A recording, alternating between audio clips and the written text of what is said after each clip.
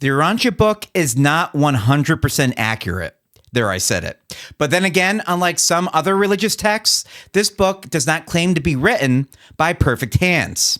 And most of the entities writing such a text are only slightly higher in the divine or evolutionary order than we are. In my opinion, like any religious doctrine, anything that claims to provide absolute truth must be taken with a grain of salt and objectivity. Even the Urantia Book claims that even universal truths known by divinity is constantly changing its meanings associated with such absolute and cosmic truths. With that said, all of the authors who claim to write the Urantia Book were majorly from our local universe, and in many ways are related to our local universe sovereign, Christ Michael, and their consort, the universe Mother Spirit.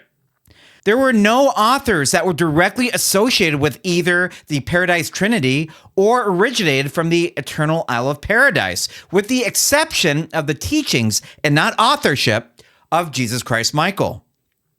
As the creative prerogatives transpired an age ago, the continuing prodigy down the ancestral line was less divine and more creature-like, being one of the many reasons why Lanandadek's sons are chosen as planetary princes due to their closer level of relatedness to creature status, leading to greater administrative abilities and understanding. Don't forget the three of many Lanandadek sons, such as Caligastia, Lucifer, and Satan, were the ones that erred during the Lucifer rebellion, meaning that higher celestial personalities can and do make mistakes. With that said, some authors of the Urantia Book were dead to rights wrong with some of their scientific claims in the Urantia papers that generally sided with the wrong type of science during its publication period. So let's take a look at 7 of these suspected and outright inconsistencies inside the Urantia Book. All right, the first one, here we go. The formation of the solar system. The book supports the Chamberlain-Moulton planetesimal hypothesis. Say that one 10 times fast. Which was popular in the early 20th century, but has since been majorly replaced by the nebular hypothesis. Despite the old model not being completely dismissed, lacking more concrete scientific research currently, observational studies following things such as material dissipation, angular momentum, close stellar encounters, and of course better telescopes appear to align more with the nebular theory. I am purposely negating to expand on these facts associated with these theories since scientific popular culture has already endorsed them. While the book aligns with the now outdated planetesimal hypothesis, supporters might suggest that its descriptions aren't intended to be strict scientific accounts, but rather metaphorical or partial explanations that align with early 20th century knowledge. Again, the entire theme of the Urantia Book is allowing natural evolution and discovery to take its course, which means that scientific facts in the Urantia Book should be presented towards the scientific perception of that time. All right, the next one, the age of the universe. The book claims the universe is over 1 trillion years old and undergoes periods of periodic expansion and contraction, almost like breathing, right? In and out. Current science estimates that the universe's age is at approximately 13.8 billion years. The book's trillion-year-old universe could be reconciled as reflecting a different interpretation of cosmic cycles or dimensions that go beyond current human understanding. Furthermore, this contradiction does not support the trillion theory, which posits that the solar system and galaxies undergo cycles of aging and recycling, with black holes playing a central role in cosmic evolution. Don't forget, the Urantia Book supports that God and their creation is eternal, which means that if that's true, they have been at this for a very long time, creating and destroying, which is greatly supported by the Hindu culture of the creator, sustainer, and destroyer of worlds.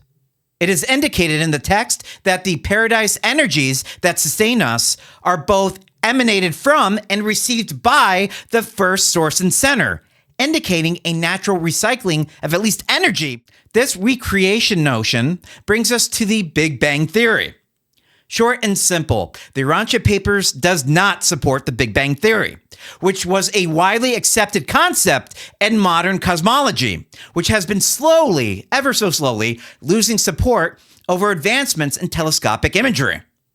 The book describes energy and matter as being directed and organized by divine forces, rather than emerging from a singularity or a primordial quantum fluctuation.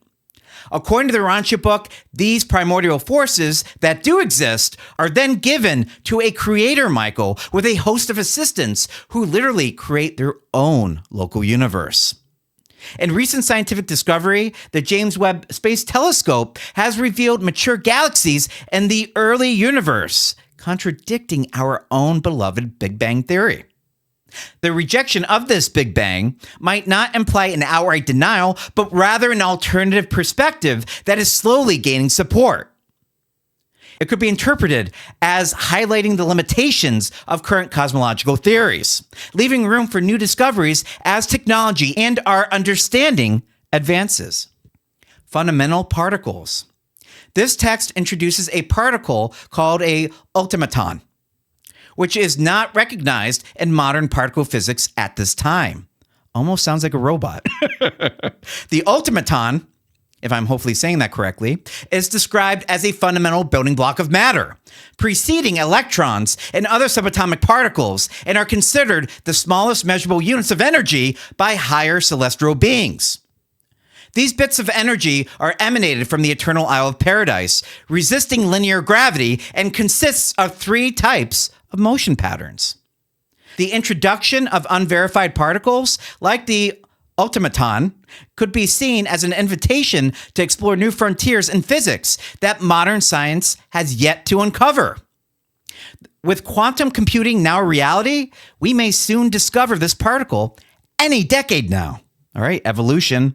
This book suggests that some species evolve suddenly through single mutations without transitional forms, a concept not supported by modern evolutionary biology.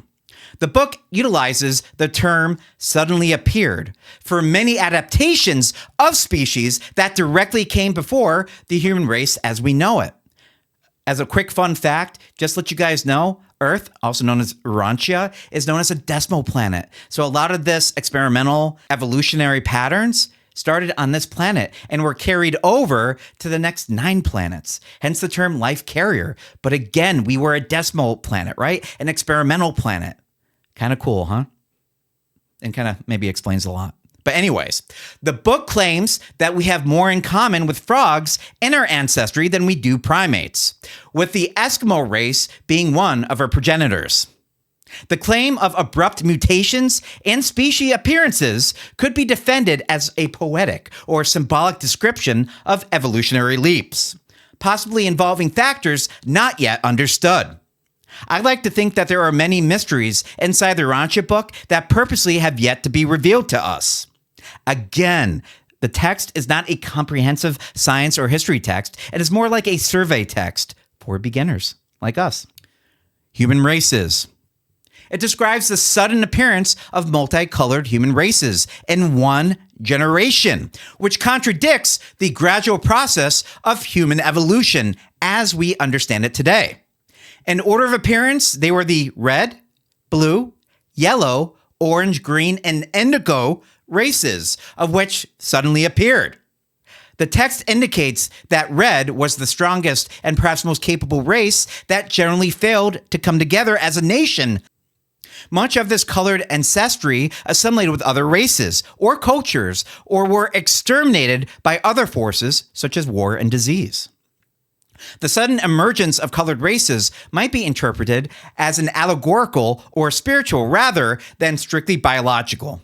However, the mixing of these colored races is most certainly plausible and would explain terminologies such as the red man, despite Native Americans being a watered-down version of their red progenitors.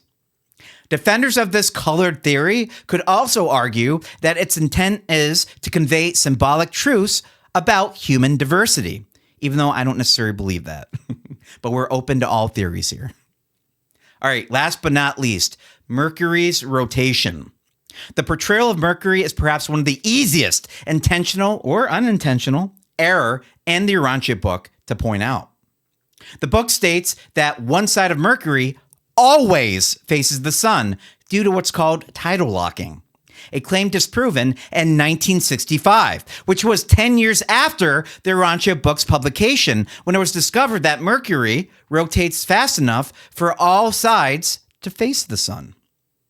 While this science is generally beyond contestation, let's read such a statement out of its context, written in 57.6.2, when the passage begins talking about tidal frictions slowing down planet revolutions, stating, "Such gravitational influences also contribute to the stabilization of planetary orbits, while acting as a brake on the rate of planetary axial revolution, causing a planet to revolve ever slower until axial revolution ceases, leaving one hemisphere of the planet always turned toward the sun or larger body, as is illustrated by the planet Mercury and by the moon, which always turns the same face toward Urantia."